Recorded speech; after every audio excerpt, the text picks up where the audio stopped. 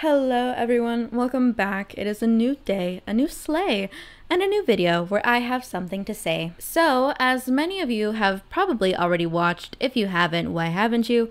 But I did a review of A Good Girl's Guide to Murder to celebrate the Netflix US release of the TV show. And if you'll remember from that video, I also mentioned that the author, Holly Jackson, also recently came out with a new book called The Reappearance of Rachel Price. And finally, after I don't know how many weeks, we're gonna talk about it. So this is my cover of The Reappearance of Rachel Price. I, as you know, always take off this cover. I don't like the feeling. Plus, I kind of like the cover, like just the bare cover. This is kind of everything for me. I didn't get a chance to read it until now. This audiobook had such a line. Oh my god. My library literally had to keep acquiring new copies of the audiobook because I think there was like 170 of us in the waiting line for this audiobook. Because respectfully, this book is just so long. It would have taken me almost just as long if I read through it, because the font is really small. And personally for me,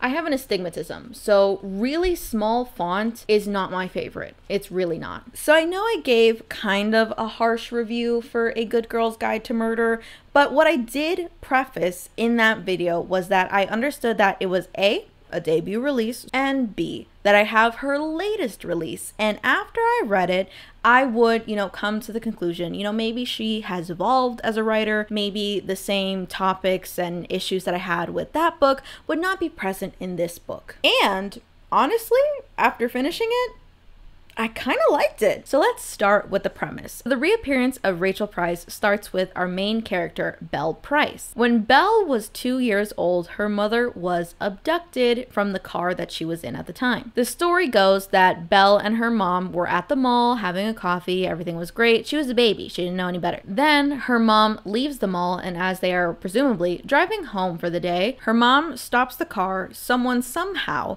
gets into it and abducts her mother, leaving Belle alone in the car. She's eventually found by one of her teachers, and to this day, now 16 years later, nobody has ever found out about what happened to Rachel Price. In the present, Belle is now 18 years old, and a camera crew from the UK is doing a documentary about her disappearance. Belle and the Price family are doing interviews, they're going through all the evidence, police, everything, all that good true crimey stuff. But then, one day, while they're filming, Rachel Price comes back to life. She suddenly appears at the Price household, and she says that she was abducted, but the person that was holding her captive let her go. So seemingly Rachel, Belle, and the rest of her family can go back to normal. Rachel is now safe and sound at home, but everything is not as it seems. Some of the facts of Rachel's case, her testimony, they're not adding up. Even Belle's dad is acting weird ever since her mom came back, and nothing is as it seems. So Belle, with the help of her new friend from the camera crew, is determined to get to the bottom of what really happened to Rachel Price, and more importantly, what she's doing back. Which, okay, I will say, when I heard that that was the premise of this book, my jaw was on the floor. I said a lot about true crime and people that consume true crime content in my other video, and again, I don't like true crime. I would never consume actual true crime content. I was all over this.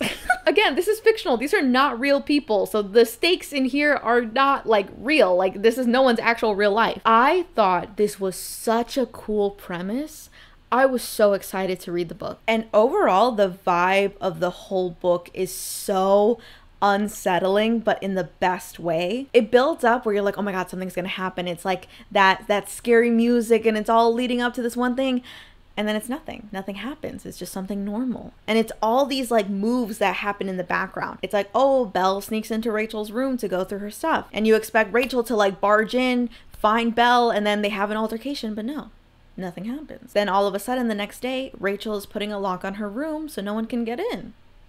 Weird. And it's all just like this suspicion, and it's like almost like a war that's going on between Belle and Rachel, because Belle is so heavily sussing out Rachel, won't even call her mom, and they're just like constantly like doing moves and counter moves against each other, and it's so tense, and it's all happening in the background, and it's so good. Because like A Good Girl's Guide to Murder was like tense, suspense, whatever, blah, blah, blah. This is so much more impactful because it's all like the things that don't happen that make you more nervous. Because everyone around the Price family is like, oh, you guys are just like going back to normal lives, just with this person that you thought was dead for 16 years and suddenly she's not. And it's only Belle that is like, something's not right. This is not how it should be. She's lying. Something is not adding up. And everyone around her is like, you're over exaggerating. You're just tense.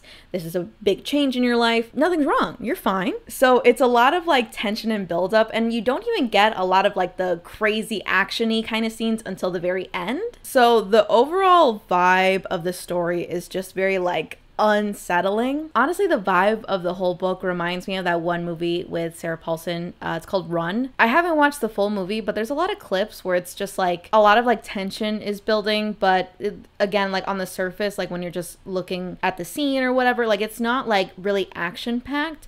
It's like what's uncovered, what's being said, what's not being said, that helps build the tension and the suspense throughout the entire story. And I also like this perspective compared to A Good Girl's Guide to Murder, where we're getting a more inside look into the life of someone that is involved in a true crime case. We see how people act around Belle, a lot of her emotions, specifically anger at, you know, how people perceive her, her family, and just like the disconnect she has from society, where she's very close with her father, but she doesn't interact with a lot of people outside of her family because she's a spectacle. They don't know her as an entire person. They only know her based on the true crime case. So we see the impact of, you know, people that consume true crime, like the sensationalization, is that a word? We see how the story of her mom and how it's been so sensationalized to a point where she can't have a normal life even 16 years after the fact. And specifically, and kind of what is like explored throughout the entire book,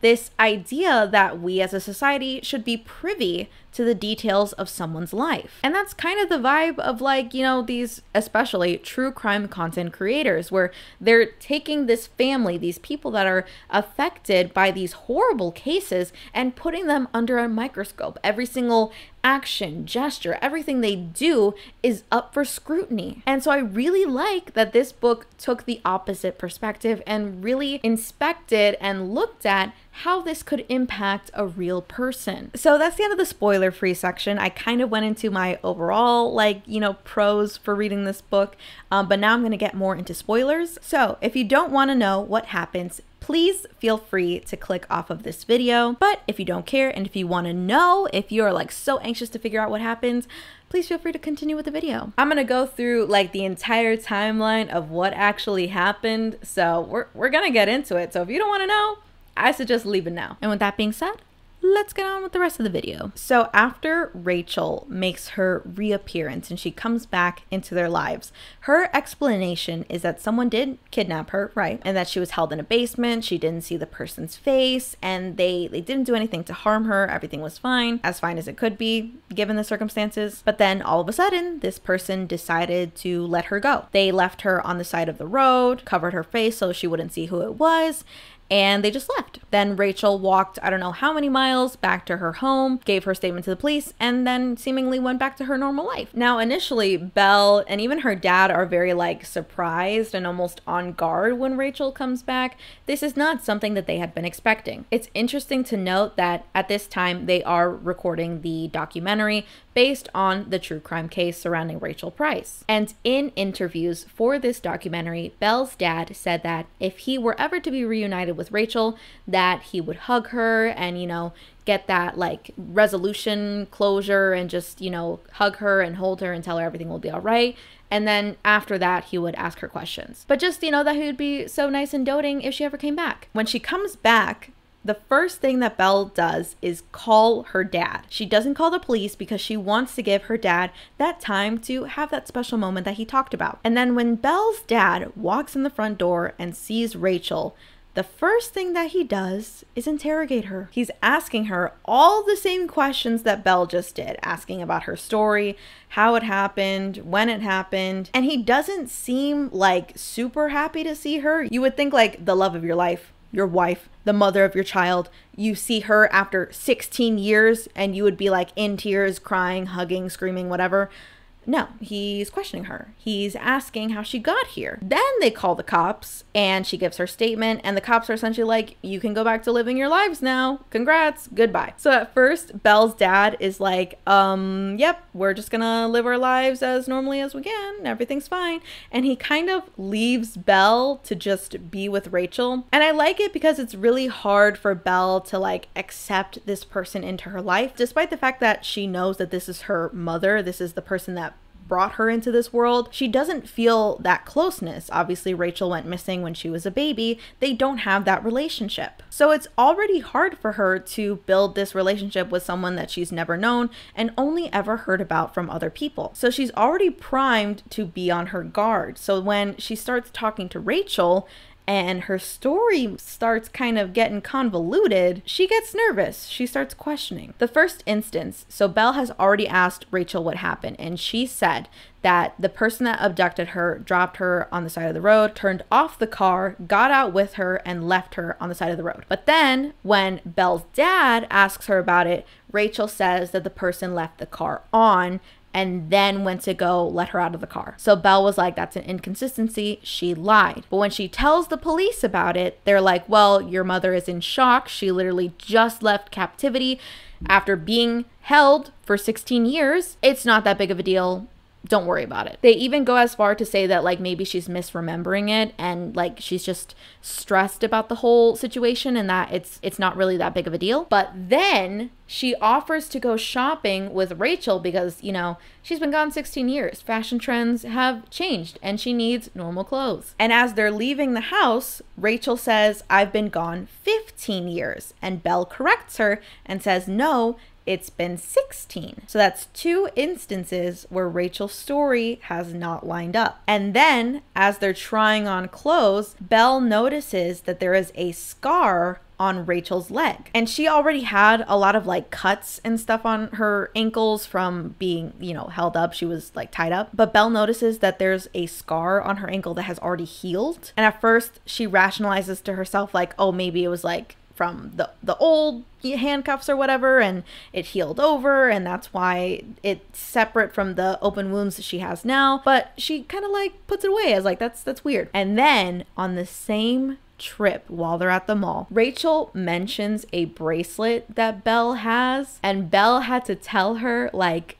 I got that bracelet when I was 14 and I haven't worn it in years. Rachel has like a moment where it's like her eyes widen and she's like, oh, my mistake. I'm probably thinking of someone else. My bad. Sorry. And we find out that this bracelet was in fact given to Belle when she was 14, but that she had posted it on her Instagram. And her Instagram is the only evidence that this bracelet exists because she doesn't have it anymore. So the only way that Rachel would know about it is if she saw her Instagram. And how could she have seen it if she was in captivity for 16 years? So this is really what kickstarts Belle's investigation. She's like, Rachel is not telling the truth. Her story does not add up. Something is weird. Something is off with her. I'm gonna get to the bottom of it. Because Belle is incredibly close with her dad and she's seeing how like he's kind of like, you know, taking himself out of the equation. He's spending more time at work, leaving them alone together. He's not very present and he's not helping their acclimation to normal life. So she thinks her dad is kind of like stepping back from their family as a result of Rachel coming back. So she's like, you know what, at the end of the day, I'm gonna protect my dad. I'm gonna side with my dad.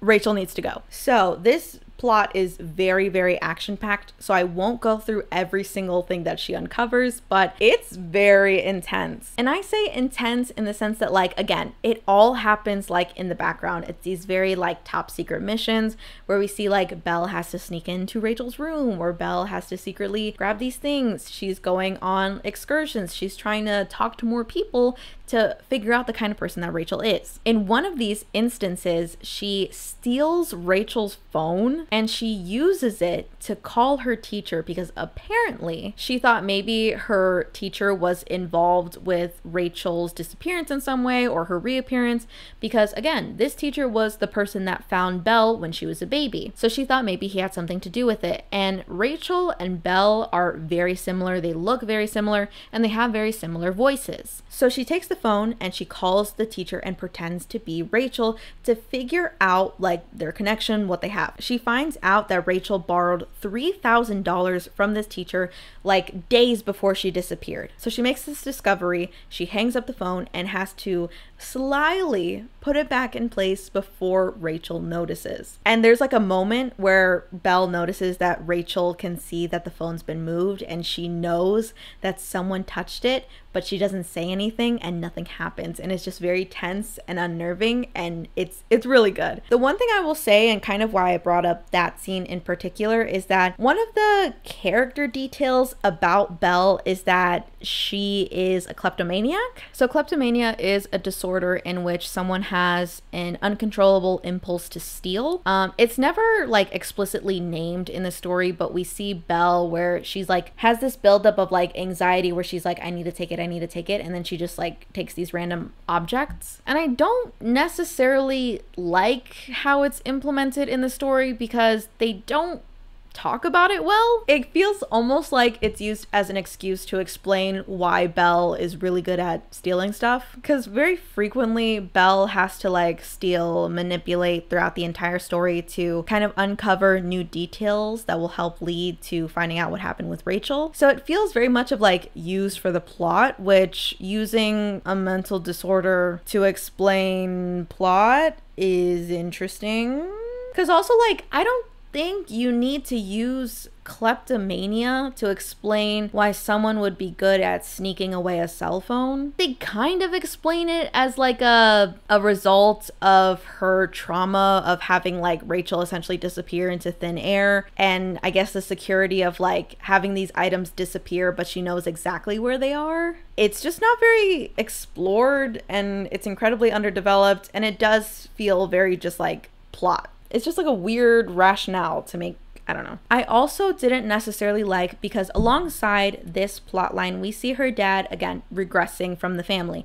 He's spending more time at work. He's not necessarily spending a lot of time with Belle and Rachel. And then all of a sudden, one night, her dad suddenly goes missing. So Belle reports her father missing to the police after she notices that even though his car is still in the driveway, his wallet, keys, passport, and duffel bag are all gone. The police investigate very briefly, but they conclude that he ran away. He ran away to Canada to, I don't know, escape Rachel and the responsibilities. Belle is not content with this answer, especially because she is now trapped with Rachel. She is convinced that Rachel did something to him, so she's still like in the midst of her investigation. What we find out in the story is that apparently her dad didn't leave of his own volition, although he was going to. So the big turning point in this story is like, it's Belle's grandpa's birthday, I think, something like that. And while they're all talking at the dinner table, Belle's uncle Jeff talks about an instance in which her dad was like, you know, really beat up about being single, because they mention a few times that he was like seeing people after Rachel disappeared. One woman left him and he was really heartbroken about it, and he tells this story that Belle mentioned like at the very beginning, in which her dad stops to get Taco Bell and leaves her in the car, and she like peed herself and ruined the car or whatever. And it's supposed to be a funny story at the beginning, but then what we find out is that apparently her dad left her in this car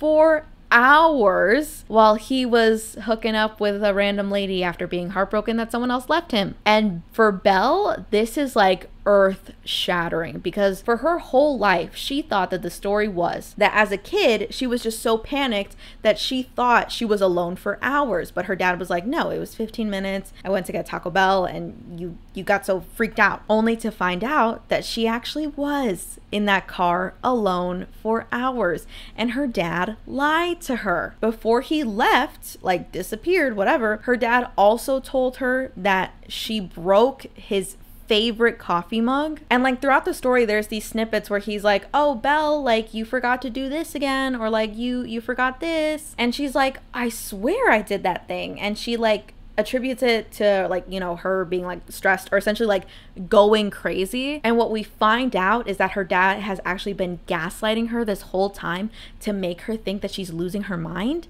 and that he did the exact same thing to Rachel. So at the end of the story, like when we uncover everything, this is what happens. So also at the grandpa's birthday party, Rachel gifts him a copy of this one book that is apparently Belle's favorite. There's a lot of context that I'm not mentioning, but again, it's like the book is kind of long, so I'm trying to like go through it as fast as I can so I can get to like, you know, my critiques, pros, cons, all that good stuff. So she gifts him this copy of Belle's favorite book. And Belle thinks that this is weird because she already told Rachel that he has a copy of this book. She's like, why would she gift him something that he already has? And then prior to this, again, Rachel actually broke in to their grandpa's house, and Belle knew that she was gonna do it, so they put like a hidden camera, right? But Rachel finds it immediately, and she doesn't like call Belle out, and she's just like, okay, fine, like she moves the camera. And Belle realizes that she must have been looking for something in the bookshelf. Belle, along with her friend from the camera crew, his name is Andy, I think, Andy. They go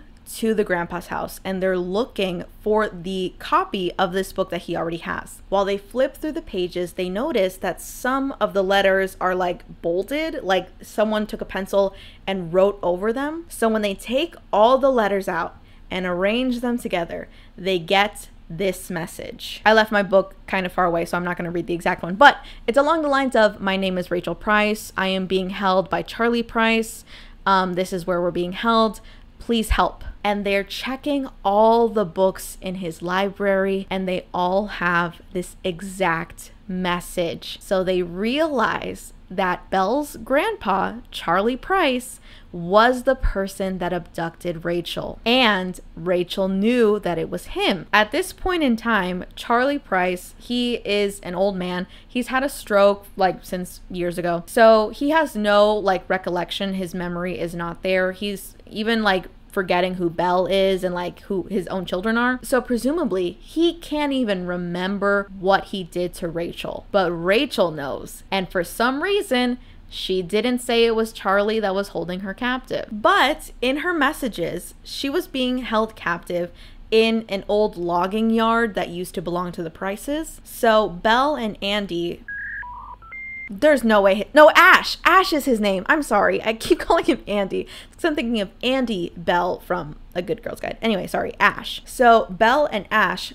go to the logging yard. They go to this car that is also hiding, like, think of like a storage unit almost. It was honestly kind of hard to picture in my mind. They didn't describe it that well, but they go to this, like, you know, storage unit. They open it, and who do they find? Belle's dad is locked up in the exact same storage unit that Rachel was locked up in. So Belle tells Ash, like, it's fine, I can handle this, and he leaves her. So they're talking, and then who else shows up? Rachel. So everything is coming to light. We're figuring everything out. Apparently, this is what happened 16 years ago. So as we already know, because Belle uncovered that her father has been lying to her and gaslighting her about seemingly like the most random shit. Like, why would you make your daughter think that she broke your favorite cup and then she didn't? Like, it was just weird. So we find out that Rachel actually knew that he was like almost narcissistic and like abusive in a way in which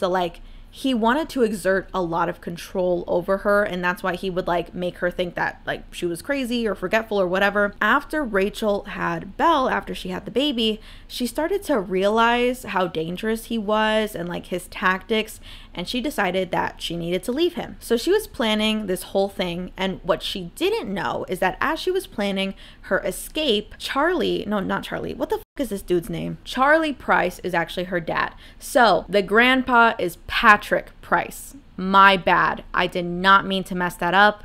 I apologize. Anyway, while Rachel is planning her escape, she's gonna leave with Belle, escape, disappear, all that good stuff. While she's planning that, Charlie is planning to kill her. So Charlie enlists his dad, Patrick Price, to abduct her and kill her on this fateful day when Rachel goes missing. Rachel takes Annabelle, aka Belle, to the mall, and they have a coffee, and she is initially planning her escape route. Because in the initial like true crime investigation of Rachel Price, they note that while she's in the mall, she kind of like goes missing, where you never see her leave the building. It's almost like a jump where like you see her at the cafe, she's walking, but you never see her actually leave. And then all of a sudden her car shows up on the side of the road. So there's like a gap in time where no one knew what happened to her. What actually happened is that Rachel used like an employees only tunnel and escaped by hiding in like a dumpster with Belle. Someone took the dumpster out, they got out, got to the car, and then were planning to drive to an airport to escape to a town in Canada. What she didn't know was that Patrick, Charlie's dad, Belle's grandpa, was following her. He follows her and swerves in front of her on the side of the road. She recognizes it's him. Her plan goes to ruin, because the whole thing was that everyone would think that they disappeared. There would be no traces. No one would see them leave. So her plan is already ruined because Patrick sees her. She is like completely frantic. She doesn't know what to do now. So when Patrick lures her out of the car, she's not paying attention. She's not like focused on her surroundings. And then all of a sudden, he grabs her, ties her up, and throws her in his trunk, leaving Belle in the car alone. Patrick decides not to kill Rachel and instead holds her in this storage unit. And the reason he doesn't kill her is because, I don't know, he has some remorse, I guess. But his whole thing is that he always planned to release her if and when Charlie expressed regret over what they'd done, and he never did. Patrick was holding Rachel in captivity for 16 years, but it was not an uneventful 16 years, because shortly after Rachel was kidnapped, she starts to show, because lo and behold, she was pregnant when they kidnapped her. She gives birth in the storage container, and Patrick initially is like, okay, keep your baby, fine, whatever. But then he steals the baby and gives it to who? Belle's uncle Jeff and his wife Sherry. Because I didn't mention it, but Belle has a cousin who is like her best friend throughout this entire story, and lo and behold, they're not cousins, they're sisters. So Rachel thought that, you know, she was gonna live the rest of her life in this storage container, but then Patrick has a stroke. This is the stroke that hospitalizes him and makes him forget everything that he's done to Rachel. This is where it gets kind of dicey, and I mean, it got dicey a little bit before, in terms of like plausibility. And personally, I always hate, literally hate, to bring up like plausibility in like murder mysteries, because I'm like, it's already not that plausible. So to say like that's not realistic is like, okay, well the whole thing's not realistic. So Rachel is in this container and she's kind of like wasting away because Patrick is not bringing her food. He doesn't know she's there anymore. And then somehow he goes back and she pretends to be like a real estate person, and he's like, oh, sorry, you must have gotten stuck in here. Let me let you out. And he just lets her go. But again, he doesn't have any recollection of who she is, and he doesn't even, like, he's not lucid during this, and she escapes. But she's escaping on year 15, not 16. She spends a year working, you know, hiding her identity, gathering all the information she can on Charlie, and plotting her revenge. Her revenge was always to kidnap Charlie and force him to spend as much time in that storage unit as she did. Lock him away for 16 years. So Belle was technically right. Her reappearance was 100% planned, and obviously Rachel was lying about her whole situation and how she was kidnapped and all that good stuff. So at the end of this, her dad is like, okay, you have to let me out. She's crazy. We have to turn her in, like all this stuff. And Belle has to make a very important decision to side with her father, the person that she's known for her entire life, her true north, and the person that she's trusted for so many years, or her mother, the person that has always been fighting for her, and yet the person that abandoned her. Belle has like this whole complex throughout the story of like her mother abandoned her, and that she feels a lot of resentment despite the fact that, like, you know, in a logical sense, she knows that she didn't do it on purpose. She especially feels resentment because the police tried to arrest her father for Rachel's murder, and he was eventually acquitted, but she puts a lot of the blame on Rachel for like their family stress and everything that they had to go through. So she has a choice to make, and in the end she ends up choosing Rachel. But then who else comes to this storage container? Jeff. So Jeff chooses the side of his brother. He helps release Charlie. Rachel and Belle have to then run from the storage container. So they run all the way up to this mountain and they're in an altercation, and Rachel is like, okay, you have to leave. He's after me. Save yourself. It's okay. It's Rachel, Belle, Jeff, and Charlie all on this mountaintop, and Charlie is about to throw Rachel off the side of the fucking mountain. And then who comes up? Another character, Carter. That is Rachel's biological daughter, Belle's cousin slash sister. She comes up, she sees Charlie, she like goes, knocks him over, and then he falls off the mountain along with Jeff. So this is where, like, in my opinion, it kind of like unravels, and I didn't like this ending at all. It's very much on a personal level where I just wish it would have ended differently. I don't like how this is resolved for them. I know I said that I liked how almost anticlimactic most of the reveals and story is, like, for the most part, but it's so anticlimactic, the ending. So after Carter accidentally throws them over the side of the mountain, they're like, okay, we have to get rid of the evidence. And then everyone just decides like, yep, we're gonna cover this up. So Rachel goes down to hide their bodies in a mine shaft. Belle's in charge of destroying all the footage that Ash took of their investigation. Carter goes to her grandpa's house and erases all of Rachel's messages that were written in the books. And then they just like cover this up. And the reason they cover it up is because they're like, oh my God, Carter's gonna go to prison for murder and Rachel's gonna go to prison. And I'm like, the reason I don't like it is because I'm like, Rachel is a straight up queen. She has evaded police arrest this whole time.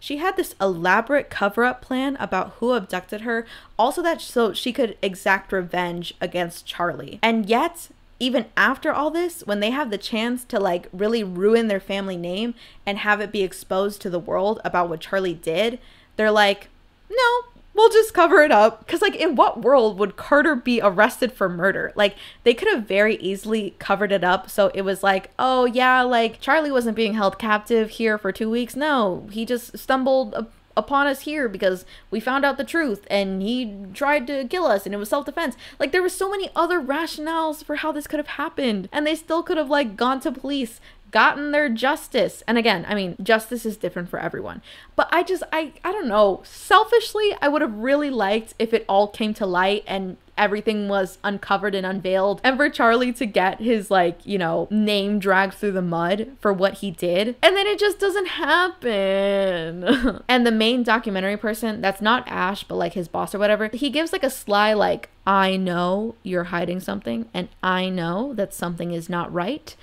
but that's not my story to tell. And he gives all the footage over to Belle. The story essentially ends with everyone being like, this will be our secret. It's like when Hannah Montana went to Tennessee, revealed that she was Miley, and they're like, we won't tell. That's the whole vibe of the end of this book. And personally, I hate it. I'm like, I just wish it would have ended differently. It was so unsatisfying. I didn't like it. And again, this is on such a personal level. I think it's fine if someone liked it, it's okay. I just selfishly, I wanted a little bit more action because it was just such a steady buildup, and then it just like nothing, no payoff. I feel like I was edged this whole book and then nothing happened. I kind of wanted a little bit of a bang. Is that too much to ask? Is that wrong? I don't know. And then I also kind of didn't like the way that her dad's storyline was. It just felt like super abrupt. Because like, yeah, he was acting kind of weird throughout the whole book, but I attributed it more to like, okay, he's obviously not okay. Like, this person that he probably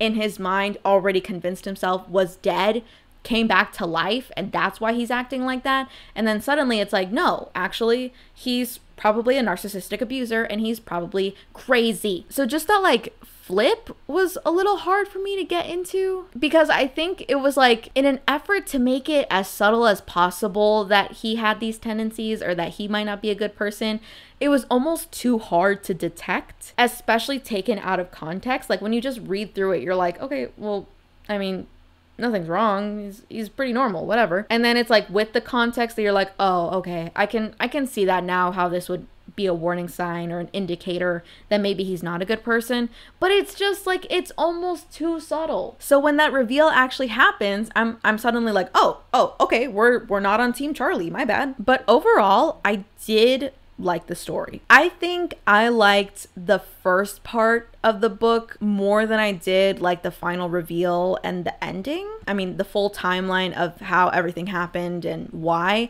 It was okay. I think it could have been a little better, especially with some of the reasonings and rationales, but it wasn't bad. Like, I was okay. I definitely don't like the ending, but overall, like, from a craft perspective, how the beginning part and like the general investigation is written, I liked it a lot. Overall, I think I would give this book a solid, I'm gonna give it a 4 out of 5. I'm very indecisive. Again, I don't like the kleptomania thing. I don't think it was handled very well. It's very much like for plot. The transition of her dad and like his whole character arc is kind of weird. A little bit too stark and blunt. And then again, personally, just hate the ending. Don't like it. Otherwise, I really liked the whole vibe of the book and how it was written and like the suspense and thriller aspect of it. And Belle has like a lot of depth as a character, again, minus her whole kleptomania thing, when talking about her mom and her feelings and her character and all that. Can it get a little bit like edgy manic pixie dream girl? Sure. But for the most part, it's pretty in-depth and it's pretty good. I can't give it the 5-star. There's too much I don't like about it, but I won't give it a 3 because I feel like it's too low. So I'll give it a 4. Anyway, that was The Reappearance of Rachel Price. My throat hurts. This is video number 3 I'm recording for today.